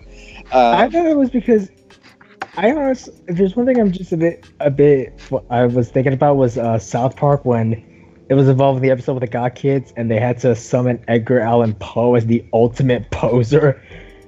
And it was hilarious because of how Poe acted. It was like, oh my god, he really is the ultimate goth guy. And He was everyone like else the- was a poser. I think he was the original goth. Oh god. Actually, no. Edgar Allan Poe was actually kind of nice and was really more of a drunk. Yeah, God. he drank a lot. He just It's liked to frighten small children. Well, Who doesn't like not necessarily. He was going through a lot of depression, and especially when he lost his cousin. I mean, not necessarily on condoning that, but the fact of the matter is, this is technically what happened. So He was Yeah, a Southern man. The funny thing was though, I liked the episode with I did like the episode though when they were talking with Little Bighorn and he was having a midlife crisis. And like Tom yeah, and Tom Russell actually was like some of the things that Little Bighorn did, like he souped up his Mustang and you literally see the Mustang with war paint. And he was like, and Tom Russell was like, nice. He's like, I see, thought it was, he likes my ideas. I still liked it, and then like at the end they managed to get him to, they tricked him with the hologram with the lamp to go up against I General like those Custer. And it episodes was- with Buck and how he like kind of interacts with the different characters.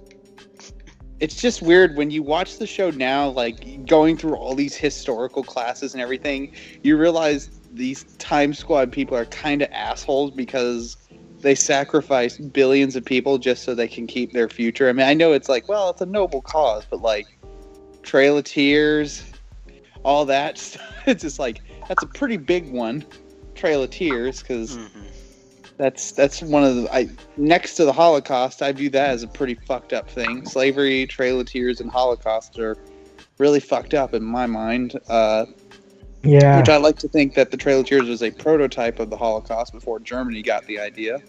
So we're like, Like wow. they ripped them off. It's the bootleg. Well, that and they German also version. made them walk through snow and other things. The Germans did that when they were fleeing the camps. They took whatever prisoners they had to go on these mile-like walks until they died.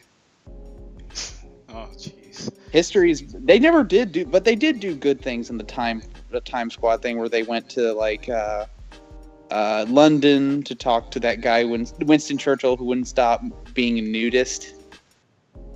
Or the guy who made the sandwich. Or Caesar, that one was my favorite. Because they literally taught Caesar Kung Fu. And Tom Russell became emperor, even though... And like, Tom Russell became emperor, and I thought it was hilarious. Because, like, they literally taught Caesar how to do Kung Fu, and he kicked Tom Russell's butt. And Tom Kenny as Abe Lincoln. Oh. Dishonest Abe. I feel like that kid from Peabody Insurance would be like, actually, that's a parable or whatever, what he says. That's actually something people made up so people wouldn't lie.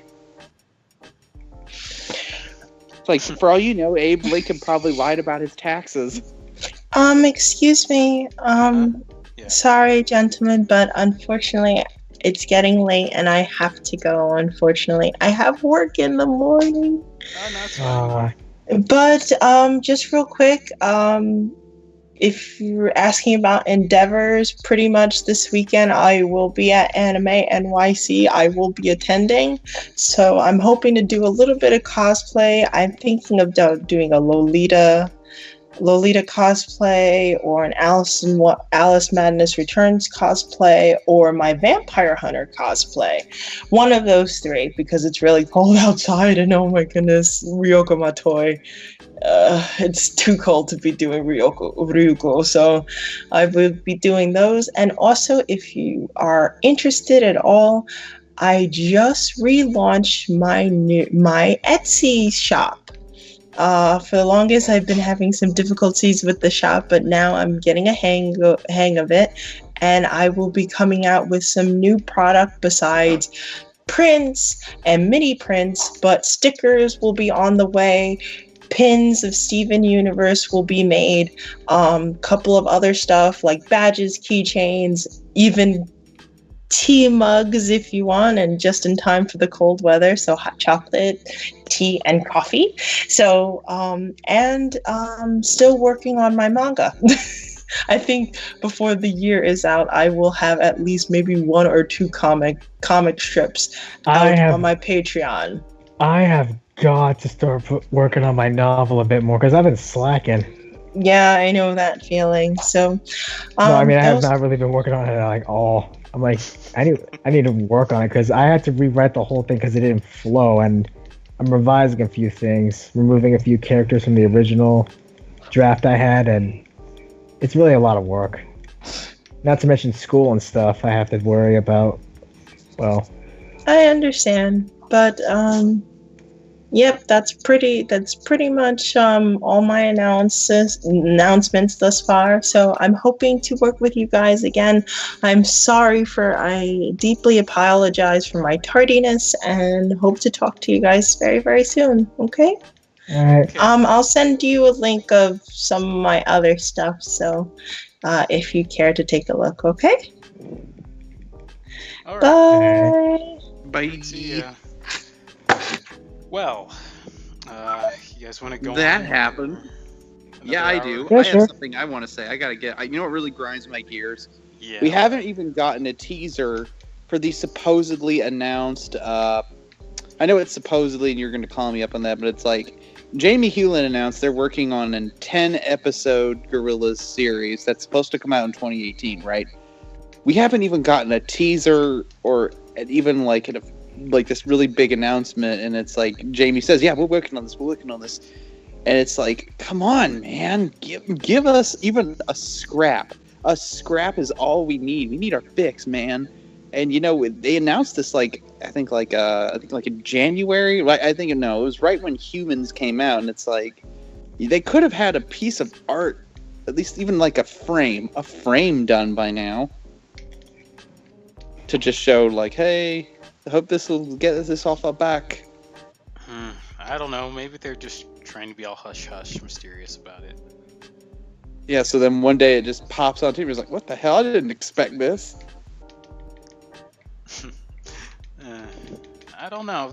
Weren't Michael Albarn, or not Michael, Damon Albarn, and the other people in the Grills, aren't they like really known for doing that, being like really secretive? Yeah, I can imagine they being. And the suspense is killing me because I have no chill. Huh. If you guys ever met me in real life, when I get impatient, you can tell my eyes start scanning everywhere. I tap my foot, my fingers just like go up and there. It's like, yeah, I just get a little. Unstable. I didn't miss that, John Oliver. I'm nothing but chill. Oh. For me, I'm alternating between chill and crazy. Okay. He probably knows what I mean, but Yeah.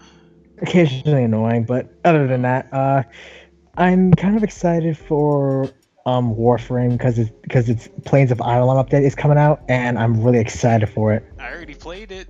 It's awesome. I know I'm excited to play it on console. I would play it on console, but a little bit something up with the RAM, but I'll figure it out somehow. Other than that, I mean, I'm just really excited. I mean, I'm gonna be fishing a lot with the guys.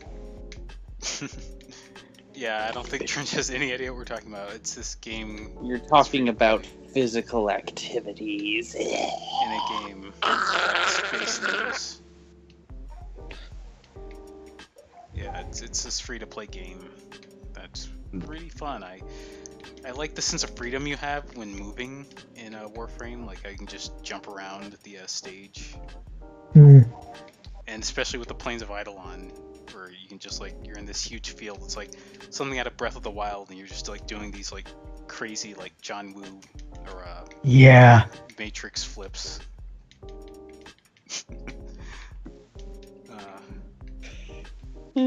What you need to play is Warhammer 40k Space Marines. Played it.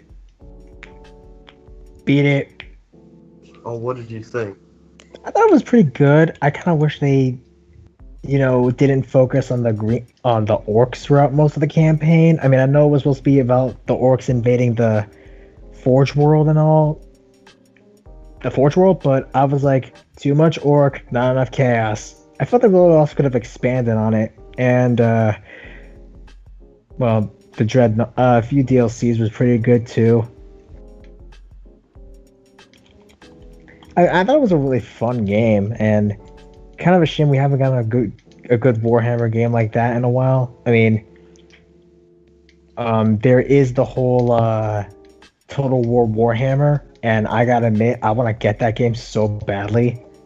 Just doesn't want to get Spinx, but I'll leave that. But other than that, Warhammer itself, I love the ideas and stuff. Although the 40k, I like it for the whole space thing and how the places and look and stuff. The different races, the Tau and the Imperium of Man. I like. I also like the various chapters, the lore behind it. Although I am a bit messed up with a few things, like the whole how Space Marines can be indoctrinated, but I really do like the setting and stuff. But I prefer the Warhammer Fantasy version to 40k, mostly because Total War got me into it. Yeah, I'm not a big Warhammer guy. I just like Space Marines. Oi, Space Marines! I don't really like space, do I like Marines?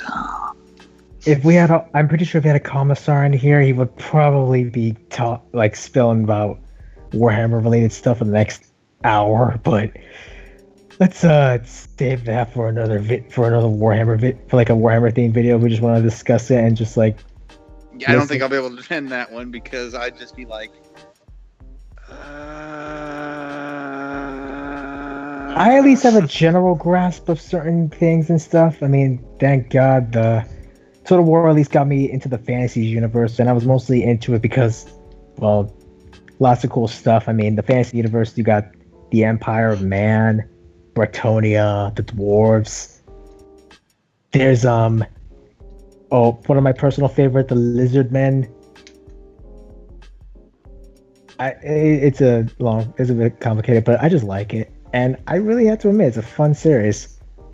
But speaking of series, I like that man in the White House. Ho ho! Oh, lizard man joke, funny. Putting water things in the chemicals. They're putting toothpaste in our water. That's Putting so jizz in our original. water. Yeah, Doesn't they're putting stuff in our water that makes us gay. Lol, LMAO, XDDDDD. As soon as we drink Anyone the who water, was- we exploded in glitter. Just sit back and just watch the madness. But speaking of game series I've been interested in, I had left a link in the, well, actually DZ left the link, but it was about a THQ Nordic bringing back a port of a very special game that I grew up with called Spinx and the Cursed Mummy. Now, Eurocom was the developers of the game, and apparently THQ back when it was, THQ Nordic, had created the game. There's the fact that the game itself is basically a Zelda clone, just with, well, liberties with ancient Egyptian mythology and stuff, but many talk about it being a sort of a fantasy world that takes liberties with its Egyptian mythology. And I like that because there have not been many games lately that have been, well, there weren't that many games at the time that were focusing on Egypt. I mean, nowadays you kind of have Assassin's Creed Origins, so I don't feel like that game needs to exist. Assassin's Creed. And the thing with Origins is they kind of focused a bit more about the movies sort of thing rather than the other games or the comics, but I'll get to that one later. Spinx, it's a Zelda clone with I basically called it Zelda's Egyptian cousin. I'm not all that wrong, but in and of itself, I really like the game and how it's a really well put together place. Even though there was supposed to be content that was cut out, I still loved it. And I remember playing it on all three of the consoles, PS2, Xbox, and GameCube, and beating it. That was 100% the GameCube version, I think. But other than that, I came onto Steam 2 days ago, I think, and I saw Spinx was on the PC. I'm like, wait, what? So when I checked it out, it turns out Nordic actually bought the IP for it, and we learned, according to that, according to the article I read, that THQ Nordic had got the IP, and they decided to port it over to PC.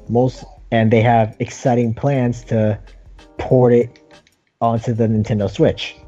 Because from what they said, many of the fans who've been wanting to see the game come back again were actually fans from Nintendo, and they think it would be a great idea to put it onto the console because it seems like a fun little platformer that the Switch can handle. It's fun, easy to use, got a really good premise and stuff, and the Switch can be played anywhere, so play Spinx anywhere you want. It's like a fun little adventure game, and I think a lot of people are also wondering, can it also be ported over onto the other consoles, since it was technically a cross-console game, and many people want that.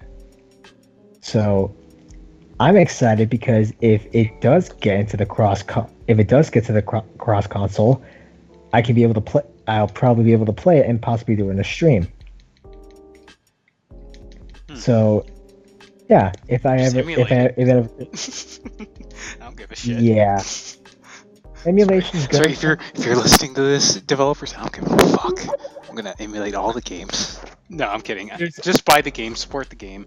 Only promote emulation if it's like for a game that no longer really exists or you can't really get your hands on it. Like I'm doing right now. I'm playing Scott Pilgrim illegally. I don't care. Whoa. Ubisoft ain't gonna do shit. Whoa. I'd Be like careful, to see otherwise they'll make you glitch. They'll Are make you glitch. Oh no. you gonna get ready for the cops to bust down your door? Is that what you're doing here? Exactly. Hell, send Reggie. I'll fight him. I can take him. Not that big one. Yeah, just get out some boxing gloves. In a slap fight to the death. It's like the commercial with Awada. Just turns into JoJo's Bizarre Adventure. But yeah, Well, hey, that's guys, the Aerocom. It's been a thing. blast being on. I hate JoJo so much. I know you do. It's JoJo is memeable. terrible. It's like I got a lot of people messaging it's me one right of now. like Okay, see you, Trench. Yeah. See you guys. Thank you guys so much for letting me be on, and special shout out to Kitty for being very insightful. I wish I got to ask her about the Harvey Weinstein thing, but I doubt she would have been You can still comfortable talk with with her on. that. You can still like message her on Skype or something. Yeah, we it talked was more about like, it. Well, I A was little more bit. like, wanting to have it like on here so that way our audience could hear that as well. You know, We viewers, did talk people that about it watch. in the last podcast, but it got corrupted. Yeah, the fucking data. It's like Harvey Weinstein himself was like, no, you can't hear this. No, shut up. Yeah, Like, maybe he- he just didn't think he didn't like the fact we were upset by Disco Spider's jokes. Yeah, oh yeah. That was stupid of him. oh man, Disco I just wish I randomly was there walks in for and is like, that. Hey guys, what are you talking about? Oh But yeah, you guys darn have a it! good night. If Yeah, you Disco too. Spider was on, I wish I. Yeah, see you, Trench. I hope you're doing well. Yeah, I'm still. but anyway, Yeah, Disco. There are some things if I. Disco Spider was on there, it's a shame. It's a shame that was lost. I know. No, he wasn't on 'cause actually. Thankfully. I just had a bad feeling Disco would have made Ah, it worse. Yeah. It was just Mark, me, and Kitty were just having a little discussion. Yeah, it felt nice. OBS crapped out on me. I guess because I didn't update it. I don't know. Always update, man. Yeah. Yeah, I gotta update OBS too because I want to start writing Let's Plays from the computer, but the problem with that is, oh wait, I don't have a Logitech controller anymore because my mom's dog chewed the cord for it, so that's a little bit difficult.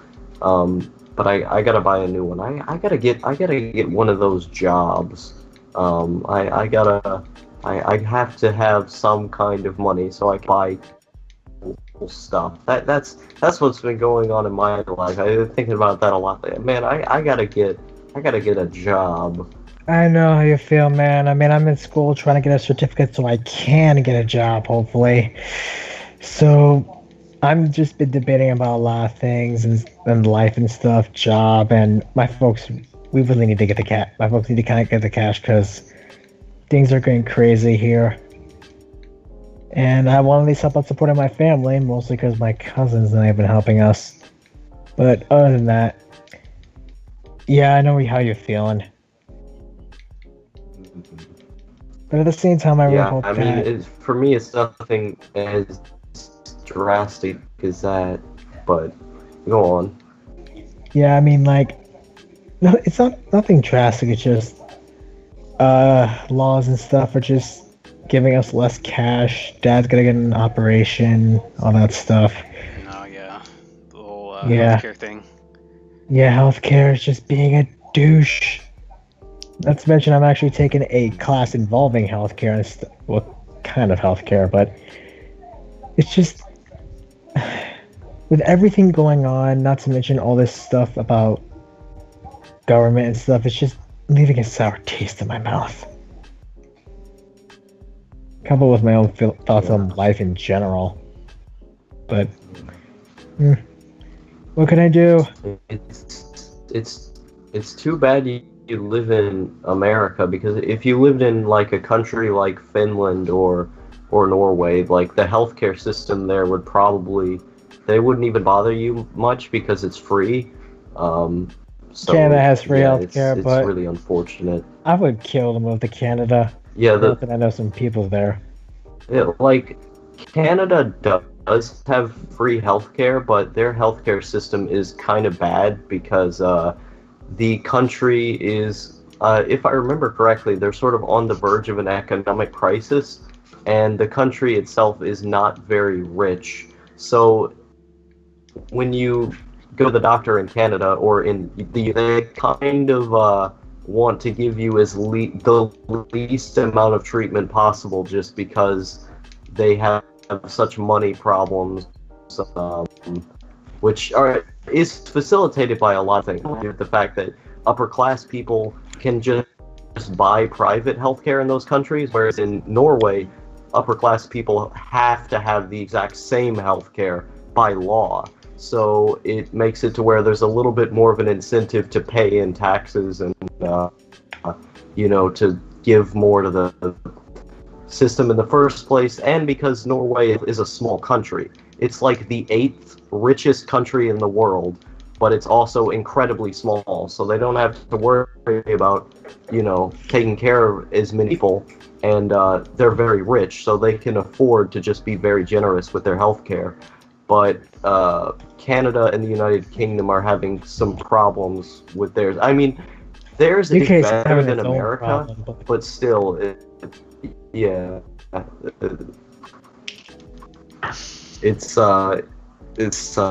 world problems. Well, welcome to the political cast. This is politics. Single error.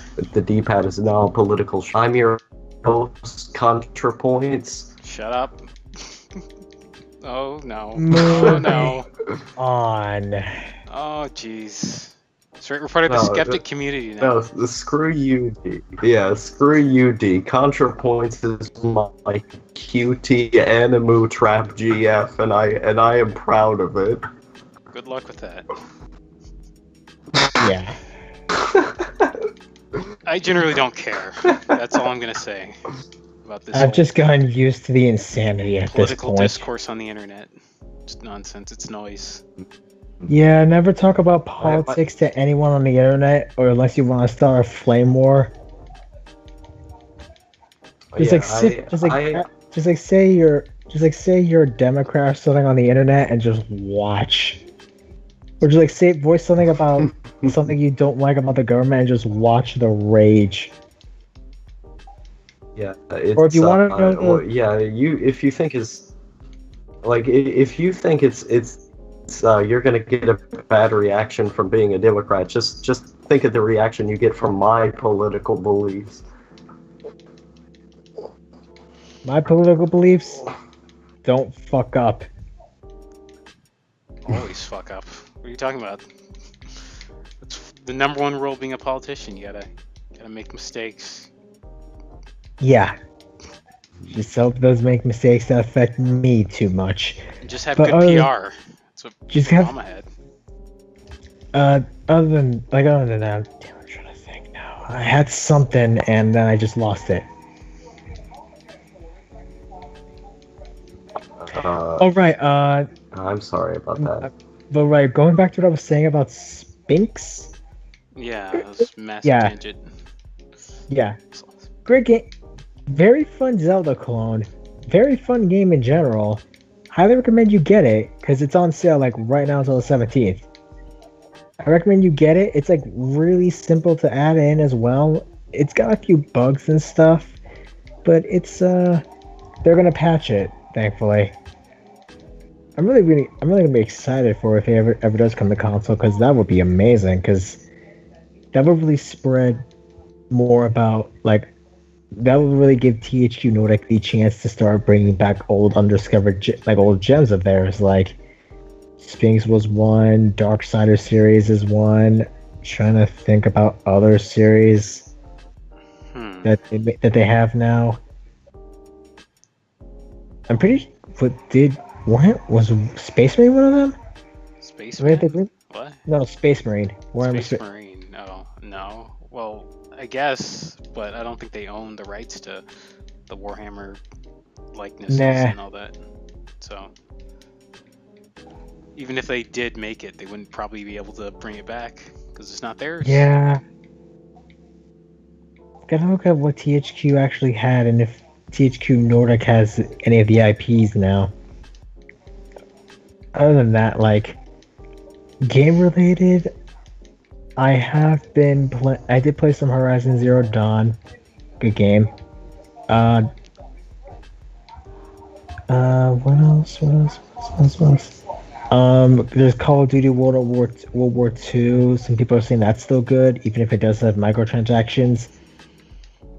Star Wars Battlefront 2 is out, and people are saying it's good. I think they rolled back on that controversy about the microtransactions that they added. They pulled that out, I think, because people like raged about it. Mm-hmm. Well, Red Dead Redemption 2 is gonna have microtransactions, so that's something to look forward to. Yeah.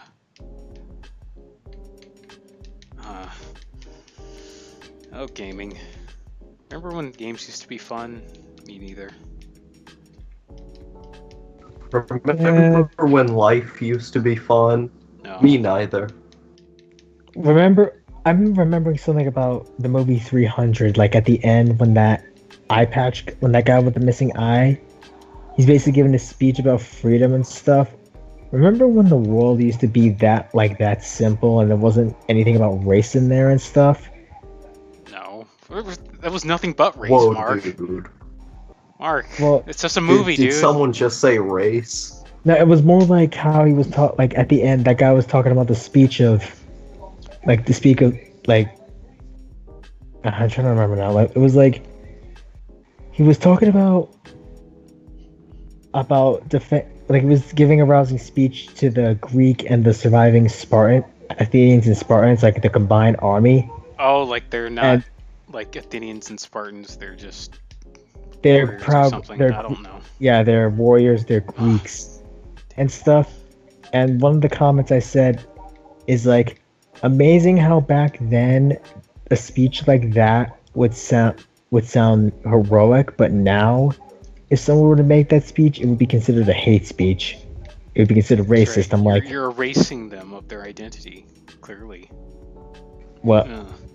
No, that was just a sarcasm. Yeah, that was just I mean, that was sarcasm. That was a bit of a. Well, you know, this is 2017. Just looking at someone counts as racist now. If you want to see the history of humanity and human emotion, just look at the comment section on YouTube. That was actually a quote from the Secret World Legends, a MMO that I played. Like, one of the characters actually said that. Like, it was like one of the mission handlers when you first enter the second mission with Egypt. She was like talking about it, and she was like, if you want, it was pretty hilarious. It was like, I thought it was pretty funny because it was like, if you want, because like the character who mentioned that quote, Saeed, is actually a mummy from like several thousands of years ago, back when the ancient Egyptian empires were still around.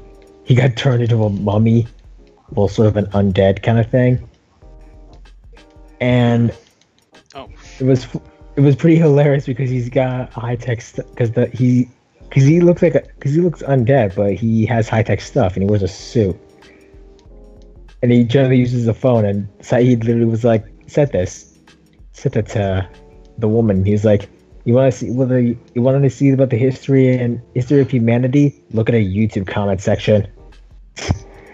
I thought it was a little humorous. Yeah, you want to see the history of humanity? Look at the D-pad's audience. I get it. It's funny. What audience? Yeah, that.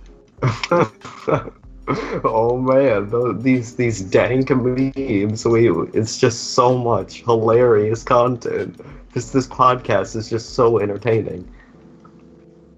Apparently to someone, there's like one viewer on Twitch. I don't know why. Oh wow! Wait a minute, we're live streaming. Yep. I forgot we're live streaming. Can you link the Twitch channel so I can subscribe to it? Okay.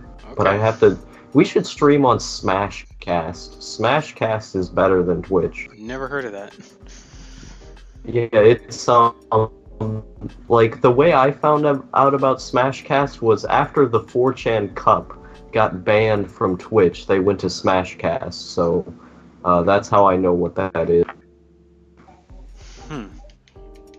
Okay, yeah, I'll send you the link. Hold on, I'm just kind of busy with something. Okay. My friend Magos is a huge fan. He's a huge fan of the 4chan Cup. So that was like one of his first videos was like clips of the 4chan Cup. So it's I know a surprising amount of stuff about that simply because of him. Well, I have no idea about the 4chan Cup. I'm an adult. I'm kidding.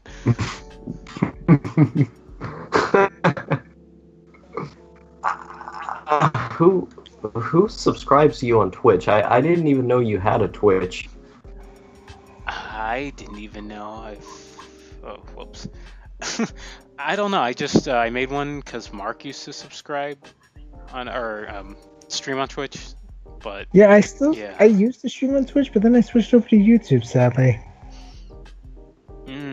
Well, now Twitch is any better, but you know. I just got used to YouTube because Twitch was basically being a butt to me during TwitchCon. Yeah, and I've never really touched it since, except for now. Yeah, I mean, like, stuff like this now, this makes a lot of sense. Okay, well, you guys want to end this off? Because getting a little sleepy. Yeah, I can understand. Sure. Yeah, I need to watch more of K-On! Because what I've been doing lately is I've been watching K-On! As I go to sleep.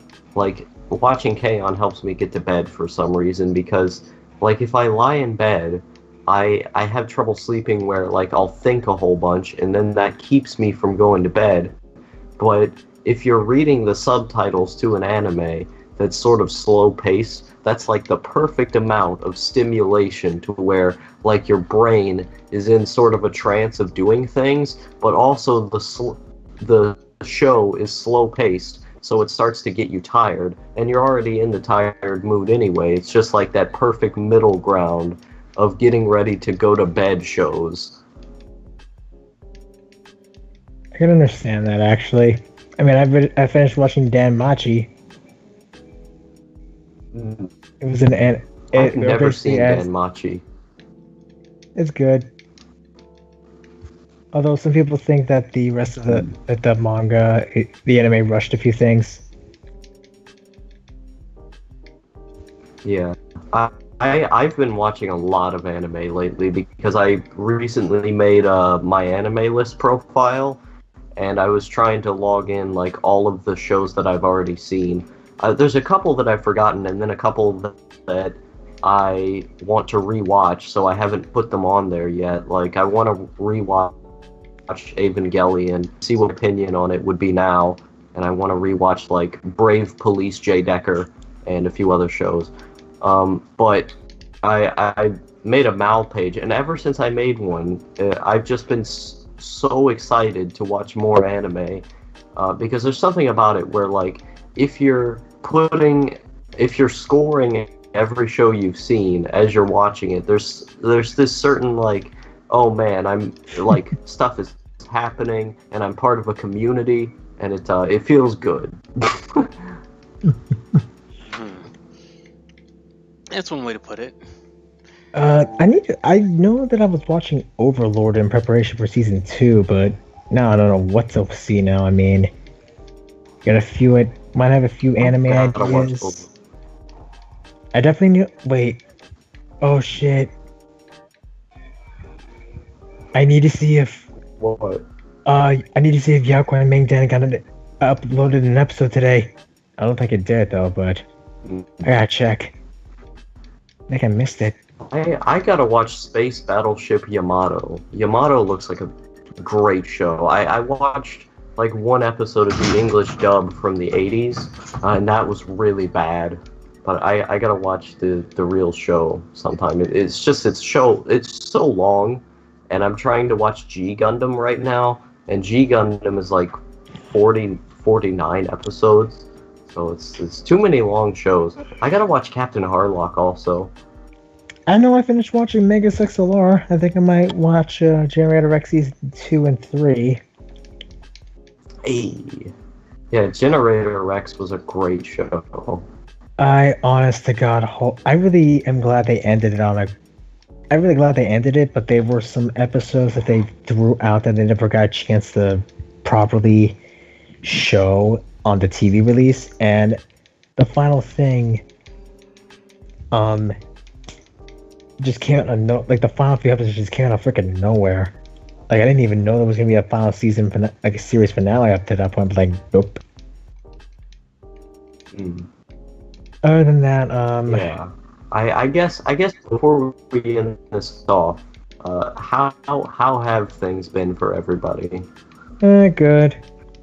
I've been Yes. playing fake. I've been alternating between playing various games and fake Grand Order with the recent Gouda Gouda event. I'm saving up my Saint Quartz for London when it comes out, and hope to God if I can get enough roll to get like that guaranteed 5-star servant. I hope I can be able to get it, at least get the one servant that I want. Although now that I'm thinking about it, I had this funny thought when we mentioned Edgar Allan Poe. Like, well, if they ever do bring Edgar Allan Poe into Fake Grand Order, I'm curious to see how he would be. Because I know they brought Shakespeare, and Shakespeare is probably one of my favorites. They brought Mozart. Kind of curious if they bring Beethoven. And like, I'm curious about like what other servants they should bring in, because my friend Icy mentioned about a Finnish folk hero that would make a great berserker. Genghis Khan as a ruler class servant or avenger. I know that Nasu teased that mentioned that Robert E. Lee has the capability of being an avenger and a ruler class servant. Uh-oh, people are gonna get offended. Oh, they got offended, man. Oh man, my favorite guy in history who did literally nothing wrong. Yeah. Well, there's nothing been going on with me, so Yeah, yeah. We can end it off right now. It's fine. yeah. Man, you know all those Robert E. Lee monuments? That's my heritage right there. Even though those were made in the 1950s to show black people who's in charge, you know, those should be up because that's my heritage. Yeah.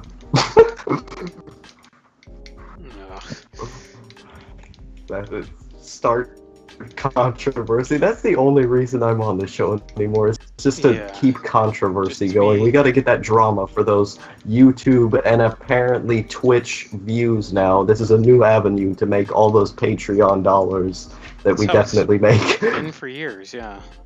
Just talk shit about people. Yeah, I know. I'm bored too, Mark. I understand. Sorry. Yeah. I had like a lot of stuff to say during like when the chat was more active when Kitty and Trench were here, but the problem was that everyone was talking so much that I didn't want to talk over anybody. So I was just kind of quiet the whole episode because I didn't want to talk over anyone or be rude because I've done that before and it made me look really bad. Well, what else do you want to say? Yeah, I don't know. I don't have much else. I think it's good to be back on the show because like for the last couple episodes I hadn't even showed up, just because real life and I'll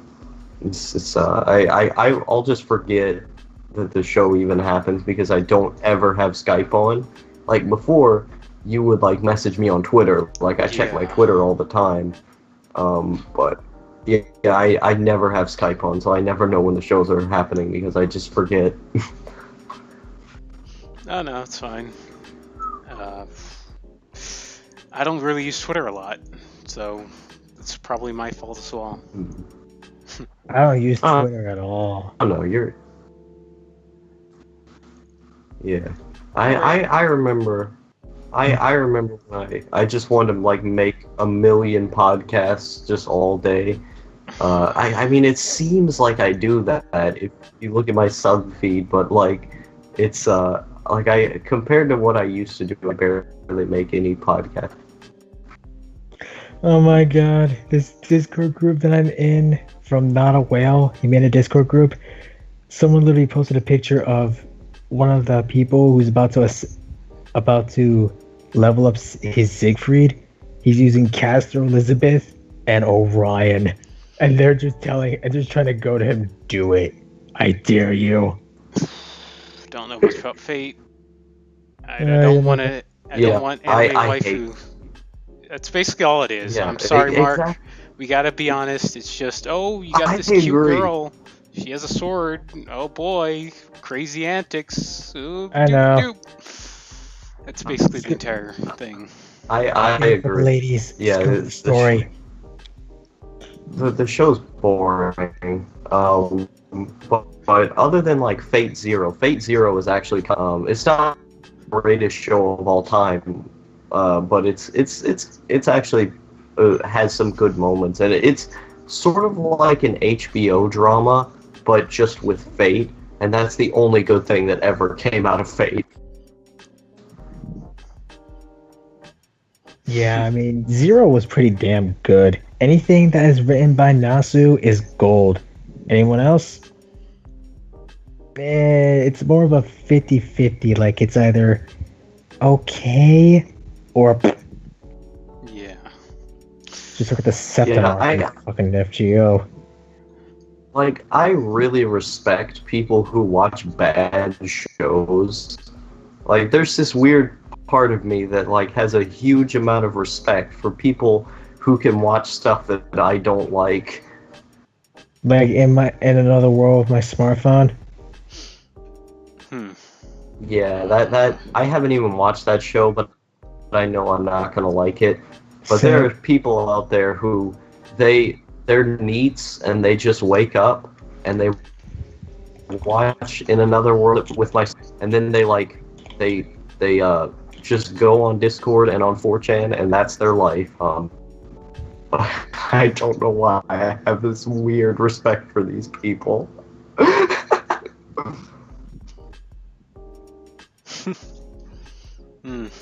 Okay, well, I'm gonna try to play Warframe, see if Twitch doesn't die. Alright. HP Lovecraft. Oh, you're gonna keep streaming then, I assume? I could keep streaming, but I don't know if I'll be that vocal because I'll be just playing the game. So I'll end off the podcast, but I don't know. We'll keep streaming. Yeah, I want to start streaming, but it's just my internet is so bad. Like, I wish I could. This is one of the things I was talking about with getting a job, where I want to get a job so I can buy a new computer and upgrade my internet. So I can just live stream video games, especially in like the summertime when I don't have to worry about school. So you spend all this time live streaming video games.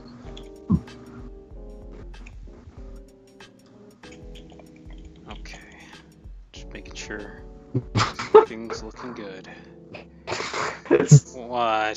The way he said that, you're like, okay. After I went on that diatribe about wanting to live stream. No, it wasn't about that. It was about something else. Actually, honestly, it's just how I sound. I'm sorry. I'm tsundere. Oh no, you're fine. I thought it was fun. I thought it was funny. Like, I usually have this idea of like sometimes I feel like on the D-pad D has this weird passive aggression towards me. I